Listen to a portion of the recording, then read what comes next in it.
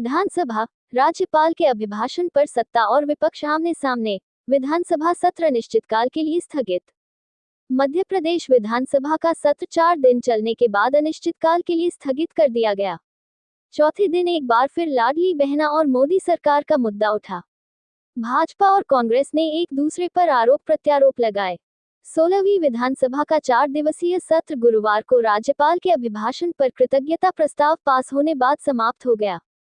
इसके बाद विधानसभा अध्यक्ष नरेंद्र सिंह तोमर ने सदन की कार्यवाही को अनिश्चितकाल के लिए स्थगित कर दिया। इससे पहले अभिभाषण पर सदन में चर्चा की गई, जिसमें सत्ता और विपक्ष दोनों आमने सामने हुए। जहां भाजपा की ओर से कैलाश विजयवर्गीय, प्रहलाद पटेल और गोपाल भार्गव जैसे कई विधायकों ने अपनी बात रखी, वहीं कांग्रेस की ओर से वरिष्ठ विधायक बाला बच्चन और रामनिवास रावत सहित कई अन्य विधायकों ने सरकार को जमकर घेरा। इस दौरान विपक्ष ने कई बार भाजपा विधायकों पर चुटकी भी ली।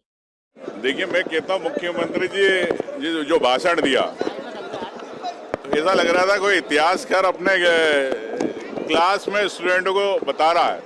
तो यहाँ इतिहास तो ठीक है, अपनी जगह सम्मान करता हूँ इतिहास का, लेकिन मध्य प्रदेश के ज्वलंत मुद्दों के बारे में मुख्यमंत्री जी नहीं कह पाए, तो ये एक बड़े दुख की बात है मध्य प्रदेश के लिए। और जो काम मनमोहन सिंह नहीं कर पाए, वह काम नारी सशक्तिकरण का आरक्षण देकर लोकसभा विधानसभा में मोदी जी ने किया है और नारियां सशक्त हो रही हैं, स्थितियां बदल रही हैं।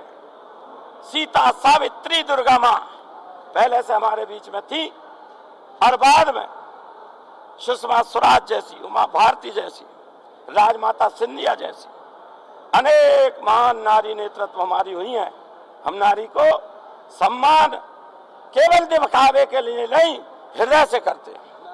हमारे नेता प्रतिपक्ष माननीय उमंग सिंगार जी ने स्पष्ट रूप से यह मांग करी कि क्यों ना इसका कानून मिलकर के बना दिया जाए, जिससे कि सरकार कभी भी किसी की भी रहे पर लाडली बहनों को ख्याल रखा जा सके। इस पर मुख्यमंत्री जी मुझे बचते हुए दिखाई दिए।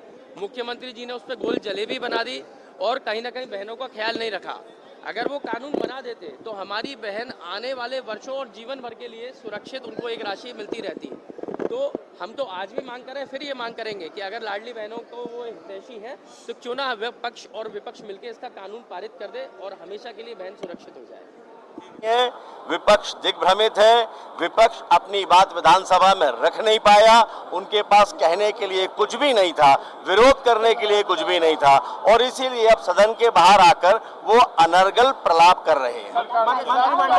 मतदाताओं के लिए बात करना थी, सर्वहारा वर्ग के सर्वांगीण विकास के लिए बात करना थी, उससे वो भटके हुए थे। वो टाइम चेंज करने की न बात। मुझे बताओ, अपने मोहन यादव जी टाइम चेंज कर सकते हैं क्या मध्य प्रदेश का दुनिया के पॉइंट ऑफ व्यू से? तो जो उनके अधिकार क्षेत्र की बातें और मुद्दे नहीं थे, उन पे फालतू की बात करके सदन का भी टाइम वेस्ट कर रहे थे और मध्य प्रदेश की जनता को मध्य प्रदेश की सरकार की योजनाओं से वंचित भी कर। मैंने जब दूसरे नंबर पे मेरी पार्टी की तरफ से मुझे महामहिम राज्यपाल जी के अभिभाषण पे बोलने का मुझे जो चांस मिला, मैं भाजपा की सरकार से जानना चाहता हूँ, डबल इंजन की सरकार से, प्रदेश और देश की सरकार से, दोनों से मैं जानना चाहता हूँ कि 5000 करोड़ रुपए हमारे जीएसटी की क्षतिपूर्ति के पिछले 3 साल से केंद्र में रुके हैं, ये क्यों नहीं ला रहे हैं? न पिछले मुख्यमंत्री शिवराज सिंह जी ला पाए, ये वित्त मंत्री जो अभी उप मुख्यमंत्री बने यही पहले वित्त मंत्री भी थे, तो अभी ये लाकर दें। उसके बाद मध्य प्रदेश के कई विभागों की हमारी राशि केंद्र सरकार के पास रुकी पड़ी है, वो राशि क्यों नहीं ले रहे हैं? उसके बाद केंद्रांश अभी तक जो हम लोगों को 75% मिलता था,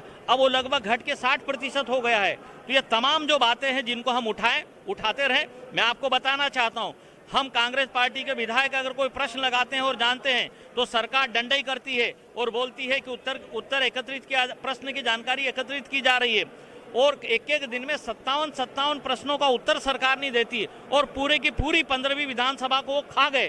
तो अभी भी हमको 16वीं विधानसभा की टर्म में भी हमको डर है कि भाजपा नहीं कर पाएगी और इनके बस की बात नहीं। इसलिए हम हमारे धर्म को मध्य प्रदेश के मतदाताओं ने हमें विपक्ष में जो बिठाया है, तो हम हमारे धर्म का पालन हम निष्ठा से और क्षमता से था, उस पर जवाब उन्होंने नहीं दिया।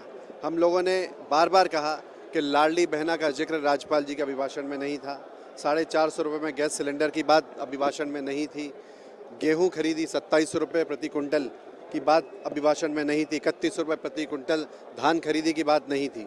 उस पर उन्होंने जवाब नहीं दिया। उन्होंने गोलमोल कहा कि जो संकल्प पत्र में है वो सब कुछ होगा, लेकिन बार बार उस पॉइंट को करने के बावजूद भी वो जवाब नहीं आया।